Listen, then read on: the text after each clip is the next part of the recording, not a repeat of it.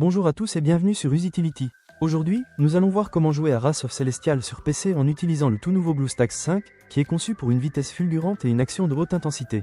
Nous pourrons facilement télécharger et installer Wrath of Celestial et profiter du jeu sur notre PC Windows avec un clavier, une souris et un grand écran grâce à BlueStacks 5, qui est l'émulateur Android que nous recommandons pour jouer à Wrath of Celestial.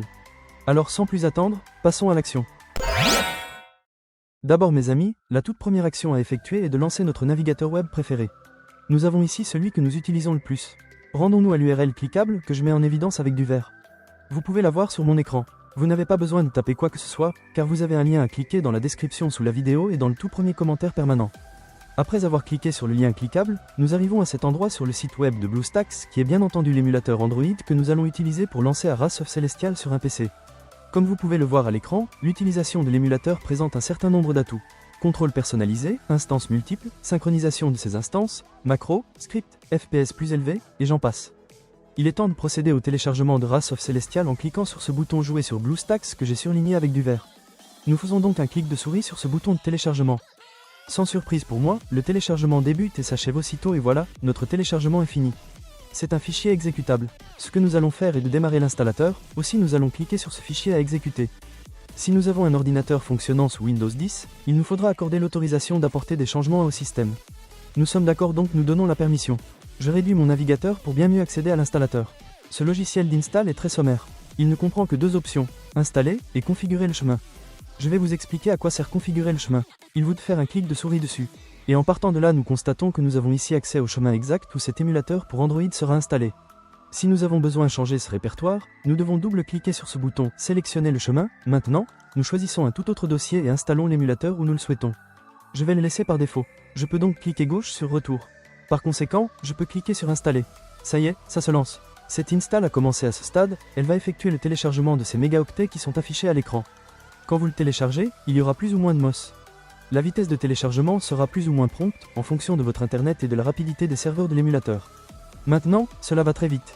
Le téléchargement est terminé et on passe maintenant à la phase d'installation. Avec BlueStacks 5, vous pouvez même réduire l'utilisation de la RAM en un seul clic. C'est particulièrement utile si vous rencontrez des problèmes de performance. En outre, vous pouvez activer le mode écho pour profiter d'une utilisation du CPU réduite de 87%, d'une utilisation du GPU réduite de 97% et d'un multitâche plus facile. Comme vous pouvez le constater, BlueStacks 5 est conçu pour offrir stabilité et performance lors de longues sessions de jeu. L'installation est déjà terminée pour moi. Dès lors, cet émulateur pour Android s'est lancé de lui-même. Si vous regardez avec attention, en bas, on peut voir la barre de progression qui va avancer et quand elle arrivera à la fin, notre émulateur Android sera lancé pour la toute première fois. En réalité, l'émulateur pour Android s'est déjà lancé, le voilà pour la toute première fois. Avant même de continuer, comme vous pouvez le voir, il a déposé deux icônes juste ici sur le bureau de l'ordinateur. Le BlueStacks est là, le BlueStacks multi-instance. Notez que l'icône BlueStacks est celle qui nous concerne. Chaque fois que nous aurons besoin de lancer Wrath of Celestial sur notre PC, nous ferons un clic sur cette icône et cela déclenchera cet émulateur pour Android.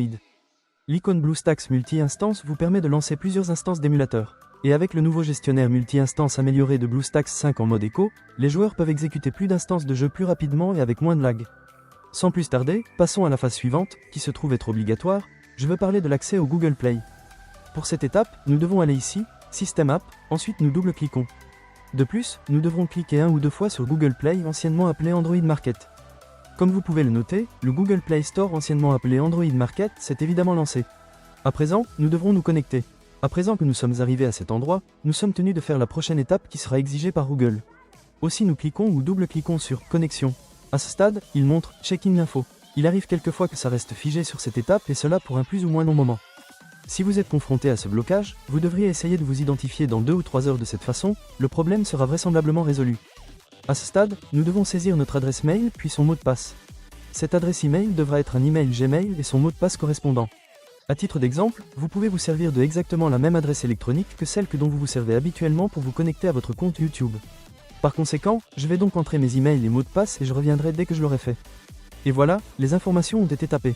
Désormais le géant Google nous reçoit dans son célèbre magasin d'applications et nous montre les conditions d'utilisation. Nous allons les accepter en cliquant avec la souris sur l'option « J'accepte ». Puis, il nous invite à sauvegarder sur le cloud. Vous pouvez très bien laisser la petite case cochée, ainsi cela créera une sauvegarde des données de cet appareil généré par l'émulateur sur Google Drive, le cloud Google. Pour ma part, je ne vais pas cocher la case, mais libre à vous de la cocher. On clique une ou deux fois juste sur « J'accepte ». Google Play Store, anciennement appelé Android Market, s'est démarré par défaut et sans intervention de notre part. Afin d'installer un jeu ou une toute autre appli Android, nous devons visiter le bureau de notre émulateur Android en cliquant sur l'icône désignée en vert. Puisque nous avons accédé au bureau de l'émulateur pour Android, nous découvrons que nous avons à notre disposition ce bouton Installer le jeu. Nous cliquons une ou deux fois sur le bouton que vous voyez ici. Juste ici, nous voyons notre jeu. Sans plus attendre, cliquons une ou deux fois ici même sur le bouton Installer, que je surligne maintenant en vert. Alors l'install est sur le point de se lancer. À partir de maintenant, notre émulateur Android va récupérer le jeu et lancer l'install du jeu. Cela peut prendre un certain temps ou bien être très rapide. Ceci dépendra de notre connexion internet. L'install s'est achevé avec succès. Tout de suite, allons sur le bureau de l'émulateur en cliquant gauche sur le bouton que je colorie avec du vert, de sorte à démarrer Wrath of Celestial pour la première fois. Nous arrivons déjà sur le bureau de l'émulateur, et nous devons double-cliquer sur la nouvelle icône de l'application Wrath of Celestial qui a été mise ici. Notre jeu est démarré pour la toute première fois. C'est top, je peux cliquer un ou deux fois à n'importe quel endroit sur cet écran et aussi me servir du clavier. Je vous montre le réglage du volume de l'émulateur Android. C'est juste ici. Nous pouvons voir l'icône d'augmentation du volume et l'icône de diminution du volume. Grâce à cela, nous ne dépendons pas du volume de Windows pour monter le son ou baisser le son de l'émulateur. Ensuite, pour apprécier au max cette expérience de jeu, nous avons la possibilité de basculer le jeu sur ce grand écran. Pour cela, nous avons deux possibilités. Voilà la toute première occasion où nous double-cliquons sur cette icône que je vous mets en évidence en vert. À cette étape, élargissons cet écran en laissant une bordure tout en haut, une à droite et une tout en bas. Quand on a envie de lancer ce jeu ou une toute autre appli Android mode plein écran, on peut cliquer sur cette icône. Et là, nous aurions tout ce qu'il faut pour lancer notre jeu en plein écran. Afin de repartir du mode plein écran, il suffit d'appuyer sur la touche F11. Ensuite, nous voilà retournés, sans surprise, en mode écran habituel. Laissez-moi maintenant vous parler du mapping du clavier qui est vraiment très captivant. Ainsi, nous pourrons nous servir du jeu beaucoup plus aisément. La première chose à réaliser consiste à cliquer sur notre icône de clavier. Et à cet endroit, vous allez pouvoir réaliser les réglages indispensables. En ce qui me concerne, je vais aller à l'essentiel en conservant la configuration usuelle. Néanmoins, si vous désirez la modifier, vous pouvez le faire sans aucune difficulté. Comme vous pouvez le remarquer, cet émulateur pour Android est complètement traduit dans notre langue. Pourtant, il se produit quelquefois que notre émulateur soit booté dans la mauvaise langue, comme par exemple en coréen. Donc pour le remettre dans notre langue, nous revenons à cet emplacement sur cette icône en forme de roue dentée. Après ici, dans Autres paramètres, nous cliquons une ou deux fois sur le menu déroulant « Langue ». Nous allons pouvoir sélectionner la langue que nous comprenons parfaitement, français, anglais, mandarin, etc. Une fois la langue sélectionnée, il nous faut sauvegarder, notre émulateur reboot et notre jeu, la toute prochaine fois que nous le démarrerons, sera également dans la langue sélectionnée.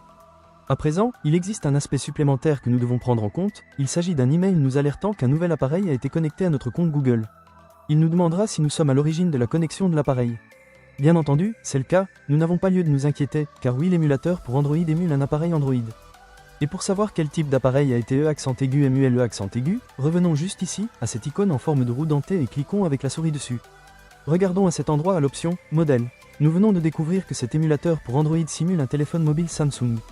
Aussi nous allons recevoir un courrier électronique précisant qu'un nouvel appareil Samsung est connecté à notre compte Google. Voilà, ce sera tout pour cette vidéo détaillée, chers amis. Je souhaite de tout cœur qu'il vous ait plu, et plus encore qu'il vous sera utile. Si oui, donnez-lui un bon like, abonnez-vous. Et si vous désirez déposer un commentaire, des questions ou bien des suggestions à faire, laissez-les dans la boîte de commentaires ci-dessous. Cliquez un ou deux fois sur l'une de ces vidéos qui s'affichent à l'écran et on se retrouve dans les prochaines vidéos. À bientôt.